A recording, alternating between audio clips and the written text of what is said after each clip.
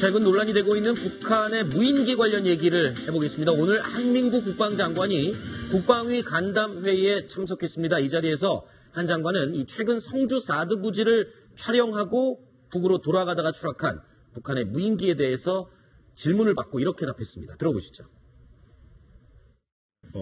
이건 지금 사람이 아니죠. 때로는 이게 무기가 될 수도 있는 거죠. 이 무인기에 여러 가지 사격 기계라든지 핵화 이런 문자라든지 이런 것들을 탑재해서 우리에게 얼마든지 위해를 가할 수 있는 그런 상황이 찍힌 사진이나 이런 거 봐서는 간첩 행위를 한 거죠. 정탐 행위라고 분명하게 말씀드립니다. 자, 지금 우리 군도 이 무인기의 다른 용도, 그러니까 정찰 용도 말고 생화학무기라든가 아니면 자폭용이라든가 이런 무기로 전환될 가능성에 대해서 충분히 인식을 하고 있군요. 네, 그렇습니다. 사실은 근데 한계는 분명히 있습니다. 왜냐하면은 이 무인기 크기도 굉장히 작고 이 안에 탑재할 수 있는 중량이 해봐야 2, 3kg 정도밖에 안 됩니다. 그렇다고 한다면 거기에 탑재할 수 있는 예를 들어서 폭탄을 탑재하고 들어온다라고 했을 때 사람을 예를 들어서 한두 명을 노려서 공격하는 건 가능하겠지만 피해를 수는 없고요. 그래서 상대적으로 생물학 무기 같은 것들을 탑재하고 했을 때는 위험할 수 있다. 근데 한 가지 말씀드릴 수 있는 거는요. 북한이 생물학 무기나 화학 무기 공격을 할 때요. 이거 쓸 이유가 없습니다. 저 빠르게 날아올 수 있는 미사일이 있고 한데 예를 들어서 얘는 지금 속력해봐야 한 2, 300km 정도밖에 안 되는데요. 예를 들어서 탄도미사일 같은 경우는 수분 내에 공격이 가능하고 저걸로 만약에 공격하면은 거의 몇 시간 정도 시간이 걸리니까 굳이 은밀하게 공격하고 제한적으로 공격하는 게 아니라면은 무인기로 활용할 가능성은 상대적으로 낮다 이렇게 보입니다. 네, 그렇군요. 은밀한 공격이 아니고서는 그닥 전술적으로 무인기에다 생화학 무기를 실어서 공격할 이유는 없는 것 같다. 분석을 해주셨는데, 자, 이번에 발견된 이 무인기요. 크기가 약 날개까지 2.4m 그리고 1.8m 정도가 길이가 되는데 이게 지금 특징이요. 2014년도에 발견된 것과 다른 게 엔진 2기통의 이 쌍발 엔진이라고 얘기를 들었거든요. 그러니까 전에는 하나였는데 엔진이 이번에 두 개를 달렸어요. 이렇게 되면 성능이 급격히 좋아진 겁니까? 네, 그러니까 정확히는 쌍발은 아니고요. 그러니까 2기통 엔진, 이전에 1기통 엔진이었는데, 그러니까 잘 아시겠죠? 우리 자동차도 4기통 차하고 6기통 차하고 어떤 차이가 있습니까? 출력 차이가 크죠. 그렇죠. 힘이 좋은 거죠. 힘이 좋은 거예요. 당연히 2기통을 썼기 때문에 힘이 좋아졌고요. 더 재밌는 것은 뭐냐면 1기통은 하나만 계속 움직이면서 무리를 굉장히 무리하게 받기 때문에 시끄럽습니다. 근데 2기통을 쓰면 힘도 충분해지고 소음도 줄어들고 여러 가지 면에서 장점이 있다. 그래서 이전에 보냈던 백령도 쪽으로 보냈던 그 무인기가 거의 크기가 비슷하지만은 그것보다 몸체가 좀 무거워졌습니다. 연료 많이 싣기 위해서. 그 힘을 받기 위해서 엔진이 커진 것이다. 그렇군요. 자, 그리고 여기에 내장된 카메라가요. 보통 우리가 상식적으로 알고 있는 디지털 카메라가 DSLR이라고 하는데 여기에 장착된 카메라는 DSLT라고 해요. 이건 성능이 더 해상도가 좋은 겁니까? 네, 그렇습니다. 사실은 지금 북한이 이전에는 캐논이나 니콘을 썼는데 지금 이제 소니를 쓰면서 어떻게 일본 카메라 지금 선전을 해주고 있는데 이 DSLT는 우리 이제 보통 DSLR 많이 들어보셨죠? 그렇죠. 그러니까 DSLR 방식이 아니라 예를 들어서 DSLR은 무슨 프리즘 같은 거 쓰고 이제 반사를 시키는데 얘는 그것 없이 직접 찍을 수 있게 해서 빨리 찍을 수 있게 하는 소니만 쓰는 방식이 DSLT라고 합니다. 그래서 이것을 활용을 해서 그러니까 아무래도 이동하면서 찍어야 되기 때문에 굉장히 빨리 초점을 잡아야 되고 그런 면에서 이 카메라가 훨씬 더 효율적이었던 것이 아닌가 생각이 듭니다. 그런데 지금 이 문제가 되는 게 주요 군사시설 성주 골프장에 있는 사드 부지를 촬영해갖고 간 사진 10장 때문에 지금 논란이 되고 있지 않습니까? 그런데 실제로 저 비행기에서 발견된 사진은 100여 장 이상 발견됐다 그래요. 그럼 나머지 사진들도 다 그럼 군사시설들을 찍은 건가요? 네, 어떤 보도에 따르면은 400장, 500장 정도가 발견됐다고 하는데 지금 이제 무인기가 서쪽으로 내려왔다가 성주를 거쳐서 동쪽으로 올라가지 않습니까? 그러면서 여러 성주와 관계없는 사진들을 찍는데 아마 이제 야산들 이런 사진이라고 합니다. 물론 이제 산이나 이런 데 군부대가 많기 때문에 군부대가 노출될 수도 있겠죠. 하지만 어쨌든 이번 무인기 공격의 목적은 성주를 찍는 것이었다라는 걸 명확해 보입니다. 그렇군요. 이게 추락한 이유가 일단 지금 알려지기로는 돌아가다가 이제 연료가 떨어져서 추락했다. 예. 그게 확인이 된 겁니까, 그렇게? 뭐 아직 확인이 정확히 된 것은 아닙니다. 네. 근데 다만 이제 추락했는데 연료통이 비어 있다는 점, 그다음에 예를 들어서 이게 연료 누출이나 이런 흔적이 아직까지는 잘 보이지 않는다는 점 때문에 연료가 부족해서 떨어진 게 아니냐라는 얘기가 나오고 있는데 자세한 내용을 좀 더 살펴봐야 되고요. 예를 들어서 뭐 새하고 부딪혔다거나 혹은 뭐 여러 가지 갑자기 문제가 있을 돌풍을 맞아서 떨어졌을 수도 있는 겁니다. 그런데 지금 이 비행기는 무인 비행기를 뭐 조종해서 가는 게 아니지 않습니까? 예. 미리 좌표를 이렇게 지정해 놓고 GPS 좌표대로 예. 알아서 갔다 오는 건데 성주 비행장을 찍었다는 건 예. 북한에서 성주 골프장 죄송합니다. 사드 기지가 있는 성주 골프장의 GPS 말하자면 위도 경도를 정확하게 알고 있다는 거네요. 네, 그렇습니다. 근데 사실은요, 이것은요, 우리가 구글 어스 같은 데만 들어가도 정확하게 좌표 정보를 얻을 수가 있습니다.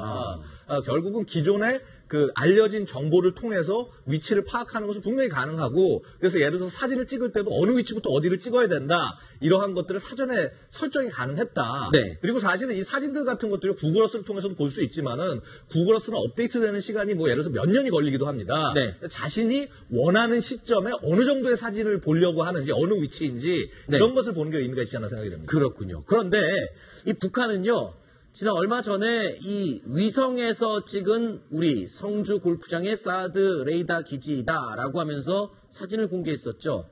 그 영상 다시 함께 보시죠.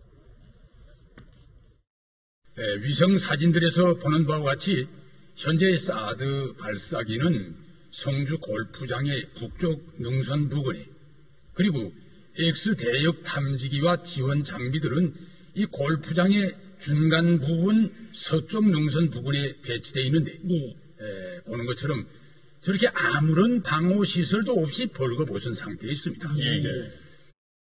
보자. 이게요, 지금 사드 기지를 찍고 갔다. 그리고 그 위치 좌표까지 다 알고 있다. 이건 북한이 지금 우리의 사드 레이더 기지를 굉장히 의식하고 신경을 쓰고 있다는 거를 반증하지 않습니까? 그렇습니다.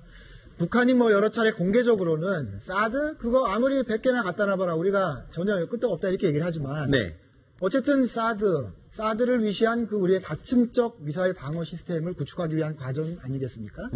북한의 미사일을 어떻게든 높은 고도든 낮은 고도든 막자고 하는 거니까 우리가 방어망을 더 칠수록 북한의 미사일 공격의 효과는 떨어질 수밖에 없는 거죠. 그러니까 북한이 성주에 대해서 과민 반응을 보이는 건 어쩌면 너무나 당연한 일 같습니다.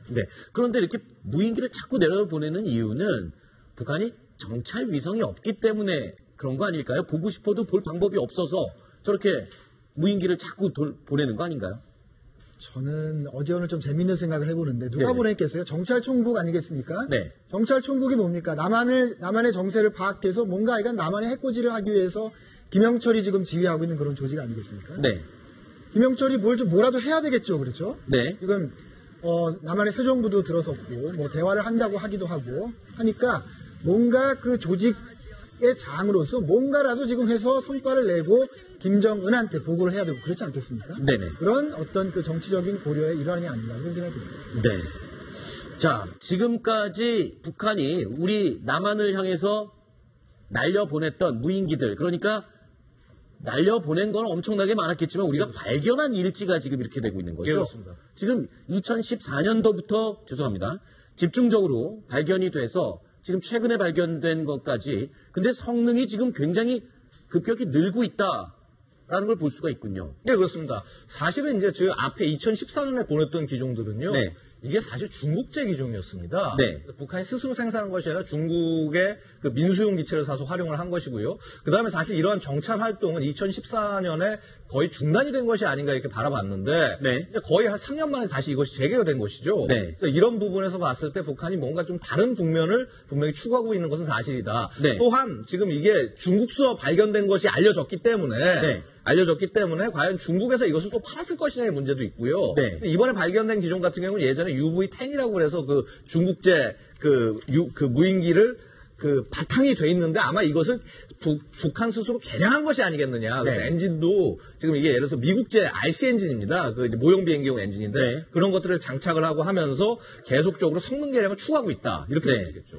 그런데 문제는요. 지금 2014년도에 우리 군도 이게 방공이 뚫렸다. 이렇게 얘기를 하고 있지만 그래도 이 뭔가 중요한 문제로 생각한다 했지만 3년 동안 아무런 대책이 없었단 말입니다. 그런데 그 문제점 중에 하나가 이 무인 비행기는 레이더로 잡을 수 없는 그런 특징이 있다면서요, 기술적으로. 그러니까 못 잡는 건 아닙니다. 레이더가 모든 걸 다 봅니다. 다 보는데 문제는 뭐냐면 예를 들어서 지금 이제 보시면은 이 화면 같은 거 보시면은 지금 뭐 민항기라든가 일반 전투기 이런 것들은 잡을 수 있게 돼 있습니다. 그런데 만약에 이 크기를 너무 작게 한다. 예를 들어서 뭐 소형 무인기를 발견할 정도의 크기로 한다라고 하면은요. 이게 새 정도 크기까지 돼버립니다. 그러니까 그러면 새 지나가는 것까지도 다 잡아버리는데 그럼 이게 새인지 무인기인지 알 수 없게 돼버리는 것이거든요. 그래서 사실은 무인기 전용 탐지 레이더가 따로 있는 것이 뭐라고 그럴까 이 새인지 아닌지 항적을 보면서 그걸 분석하면서 이게 새가 날아가는 것과 무인기가 날아가는 게 좀 틀리기 때문에 그런 기능을 추가해야 되는데 이런 그 레이더를 예를 들어서 개발을 하거나 사오거나 하는 것 자체가 사실 비용입니다. 이 비용을 마련하지 못한 게 아닌가 이렇게 생각이 듭니다. 자, 그런데 분명히 어디 언론 보도를 제가 찾아봤더니 이 소형 무인기도 잡을 수 있는 레이더가 있다면서요? 예, 맞습니다. 예, 예를 들어서 지금 이제 뭐 영국이라든가 이스라엘 같은 데서 이런 무인기들이 워낙 문제가 되다 보니까 많이 이런 시스템을 준비를 했습니다. 그래서 우리 같은 경우는 지금 이제 이스라엘제 무슨 라다라는 회사에서 만든 레이더를 이제, 가져오려고 하는데 이 레이더 같은 경우는 이제 그렇습니다. 뭐 최대 한 30km 정도까지의 거리에서도 이 탐지가 가능하고 고도는 한 6km 정도, 9km 정도까지 해서도 탐지가 가능한 것으로 알려지고 있고요. 다만 이제 이 무인기를 또 탐지하는 것과 이 무인기를 요격하는 것은 또 다른 문제입니다. 그러니까 예를 들어서 이제 서로 연계가 돼야 되기 때문에 이제 보시다시피 이제 저런 레이더입니다. 이런 레이더는 원래 이제 여러 가지 용도가 있는데 저 레이더 용도는 원래는 이 떨어지는 박격포탄이나 포탄을 탐지하기 위해서 처음 개발됐다가 이 무인기도 이것을 탐지하는 게 굉장히 유효하다라고 해서 쓰고 있는데 이게 아시다시피 탐지거리가 30km입니다. 그러면 이거를 무인기를 다 탐지하려면 저 레이더를 몇 개를 설치해야 되겠습니까? 사실은 이러한 실무적인 문제들이 따라올 수밖에 없다라는 것이죠. 그렇군요.